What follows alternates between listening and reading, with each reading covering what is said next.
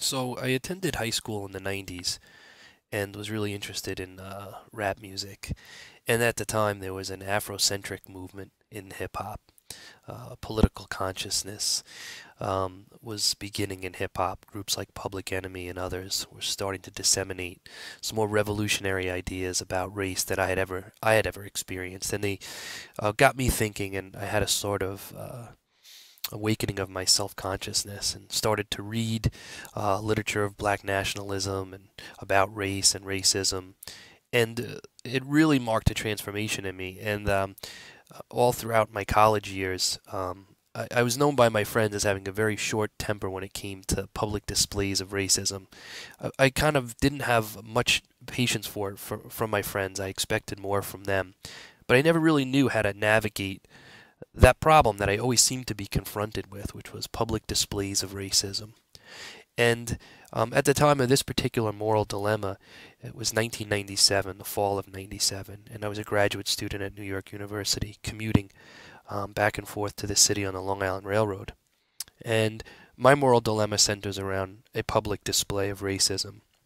And it's timely today because we're dealing with this problem of public courtesy and civility in transportation. It seems to be a hot topic.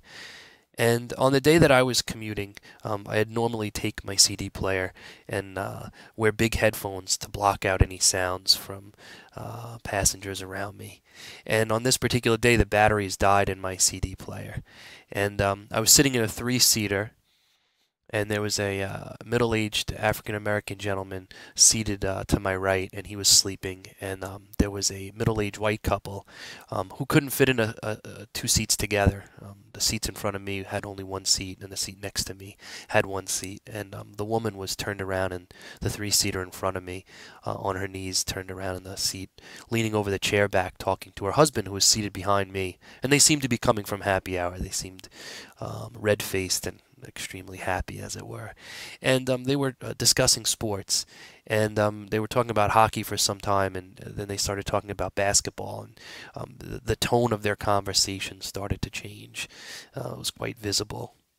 What became apparent, of course, was that she was really disgusted about basketball and basketball players, and I could hear in her voice that level of indignation that is expressed when someone around me always wanted to say something racist, but felt that it wasn't the right time and place, that company wasn't conducive to expressing a racist idea, seemed to be sort of beating around the bush, as it were, and she seemed to be doing that. I could hear what she was saying without her saying it, as it were.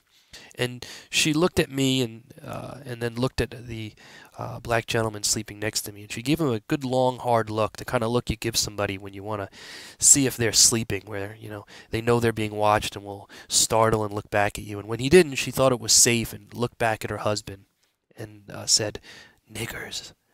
And I immediately felt a flash of moral outrage. I could feel my face turn red.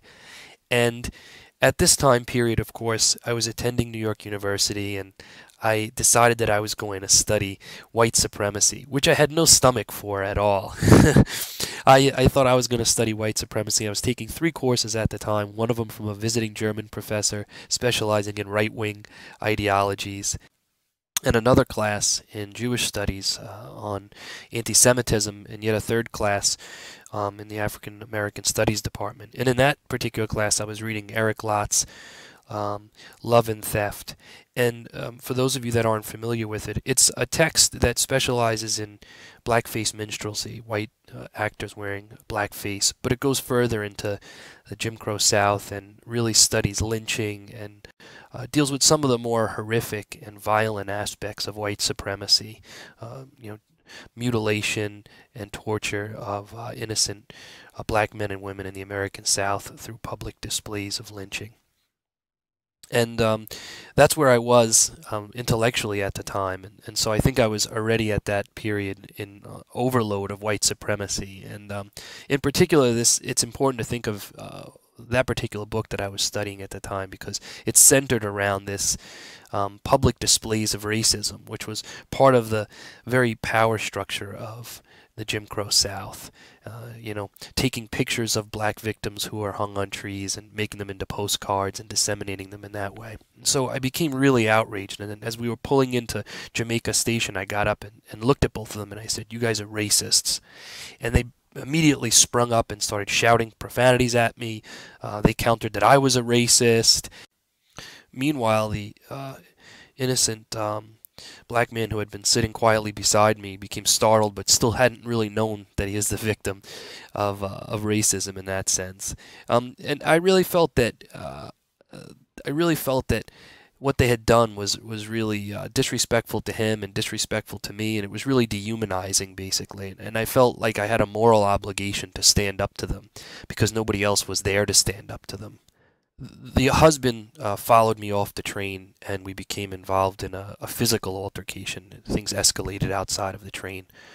Ultimately, I was arrested for assault and harassment, and was taken to a booking station. He was not arrested, unfortunately.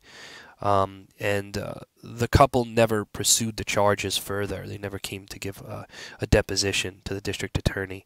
And so the court case was eventually dismissed. The charges against me were released. And this was the moral dilemma that I had. Should I address them and confront their public display of racism, or should I just let it slide and continue on my merry path? It was maybe what they would call a victimless crime, right? Nobody was there to hear it. The black man was sleeping. He didn't become a victim. But I felt that I was a victim at the time, too, as a human being, having to witness this. And I feel that we're all victimized by it in that sense because of the dehumanizing nature of using language like that, particularly in public. As an end to the story, years later, I was applying for a job and I had to disclose the arrest despite the fact that it was dismissed.